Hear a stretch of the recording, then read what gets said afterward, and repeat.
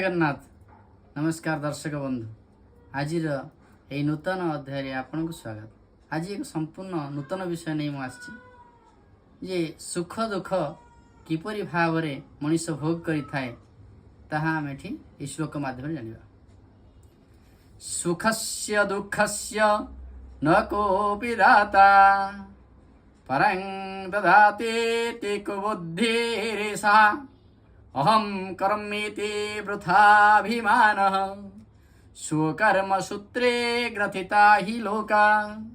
ये श्लोकर अर्थ हेउछि सुख एवं दुख आमको कई दे न। सुख मध्य आम कर्म द्वारा आमको प्राप्ति होता है एवं दुख मध्य आम कर्म द्वारा आमको प्राप्ति होता है। आमे खाली वृथा ठारे अन्य लोकटी आमको सुख दौची बा दुख दौची बोली सी मते सुख दौची सी मते दुख देला ता द्वारा मो दुख पाइली यह आमे अभिमान करिथांती।